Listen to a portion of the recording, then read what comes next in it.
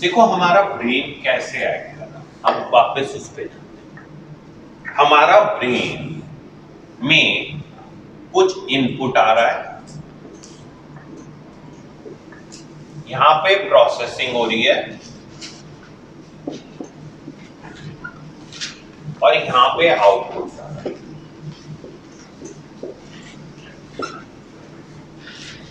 ठीक है, we all understand this, is it clear और is there a doubt about it?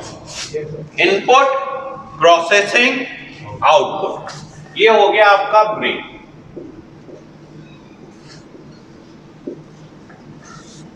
Now let's say this processing is not happening correctly.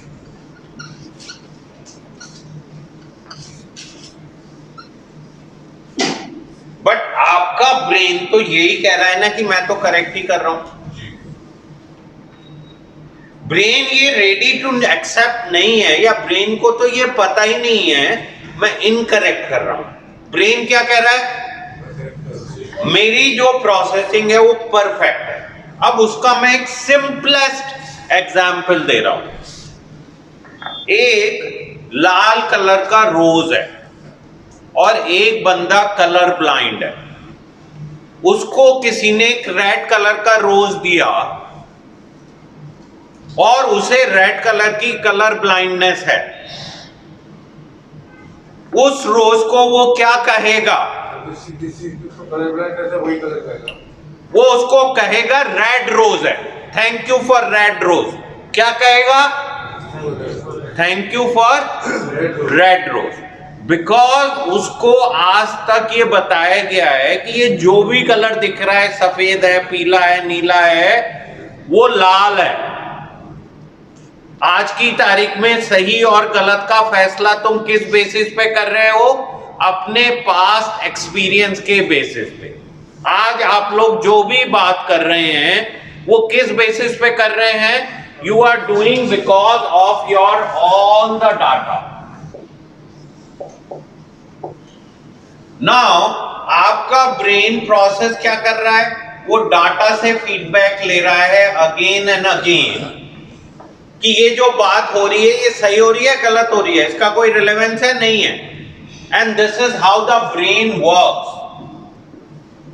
And this require uttermost efficiency.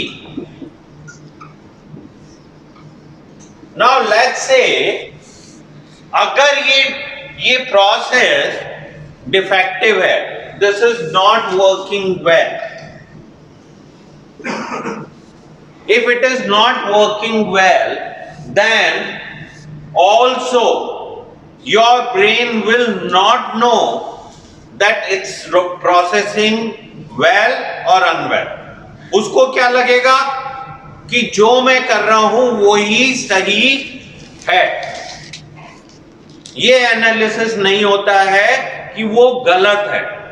ये हम बाद में शायद analyse कर पाते हैं जब हमारे ब्रेन में चेंज आ जाता है और अचानक से हमें ये रियलाइज होता है कि शायद हम जो बातें कर रहे थे वो सही नहीं थी। उस टाइम में हमें वो पता ही नहीं चलता है, हमें लगता है कि जो भी हम बोल रहे हैं बस वो ही सही है। And that's why we are unwell. Now definitely the others who are making that diagnosis can make mistakes. There is a possibility. Simultaneously, there might be a possibility that different cultures, different groups have different kind of a thing. जैसे Europe में खाने के बाद wine पीना एक उनका near normal norm है। India में अगर कोई जना कहे जी मैं तो खाने के बाद दारू पीता हूं, वो कहेंगे भैया ये क्या कर रहा है, तू दारू पीना यहाँ पे नॉर्म नहीं है। So these are culturally driven things. Definitely different culture में, डिफरेंट ब्रॉटअप में हमारे डिफरेंसेस हो सकते हैं। Now considering all that, there are certain courses जिसमें ये प्रॉपर ट्रेनिंग दी जाती है कि बॉस ये लोग अगर इस तरह की कंप्लेंट से आ रहे हैं, then please you are expert to handle that. So they are expert to analyze this.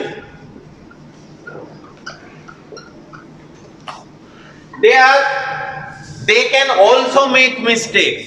ये डॉक्टर्स भी गड़बड़ कर सकते हैं, बट अगेन उनको ट्रेनिंग क्या दी जा रही है कि आप एनालिसिस किया जा रहा है. And I am one of such doctors who is doing this kind of A work for last 30 years. Now यहाँ पे there are 6 other doctors who are less than me, but they are also trained to do this analysis. Now here I do not take decisions alone. There is a group, so 2-3 doctors, 2-3 psychologists combined together. So there is a team which analyze this. And we reach on a conclusion that this is our conclusion. Still it can be wrong. तब भी गलत हो सकता है, but उसके chances बहुत कम हो जाते हैं. And this is the best you can have in this world.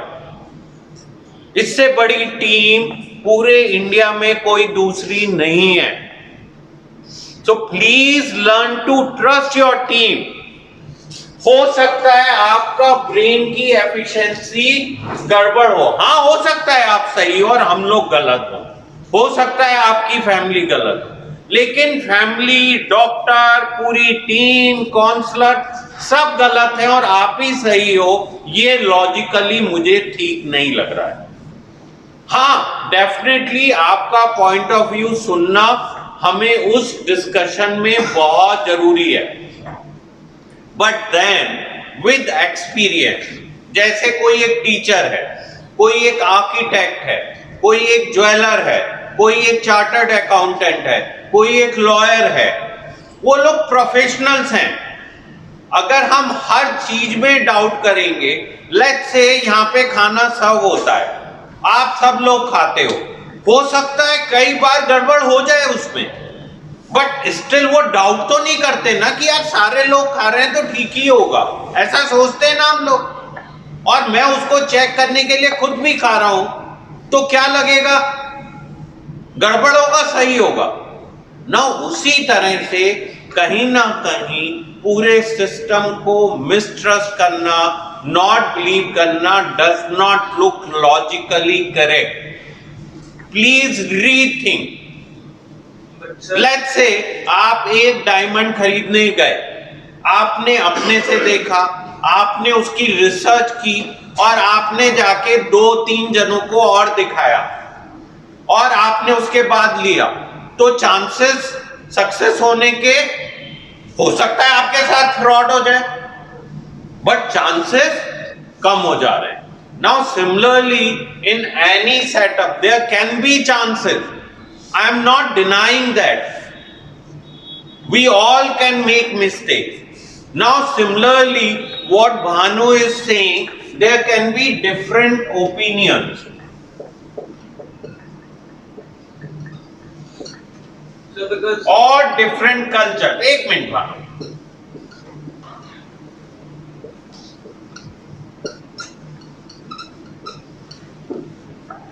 And definitely WHO, World Health Organization took it very very seriously कि जो ये सारी साइकेट्रिक प्रॉब्लम्स हैं, ये तो डिफरेंट कल्चर में डिफरेंट तरह के बिहेवियर्स हैं, डिफरेंट तरह की चीजें हैं.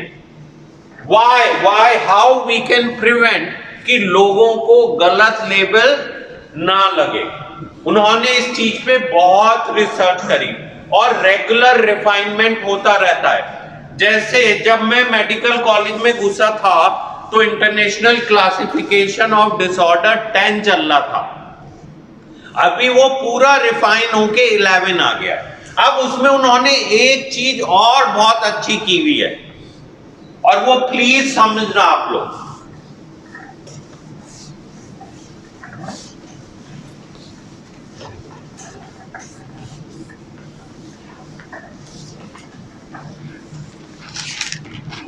उन्होंने कहा ये diagnosis can not be based on one particular symptom. उन्होंने कहा ये सिंड्रोम्स हैं। क्या कहा? Mental illnesses are not with particular symptoms, they are syndromal diagnosis.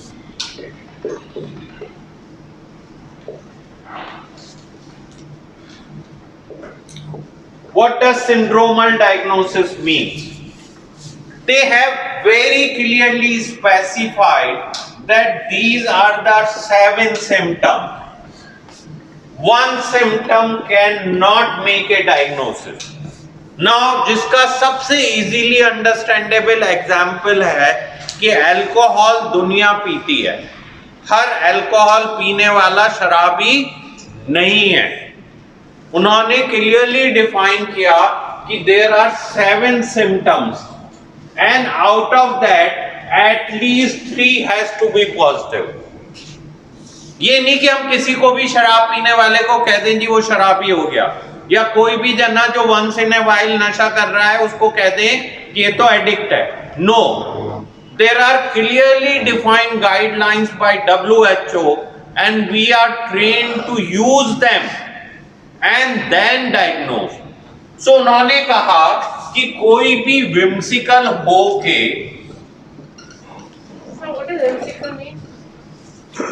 whimsical होके diagnosis नहीं बना सकता है। There is a proper training which somebody require, and then based on that training we have to use this book which is ICD, International Classification of Disease, and based on that you have to fulfill those criteria. If you fulfill those criteria, then only we can make your diagnosis. We cannot diagnose any one of you with our own imagination that it looks like you have this.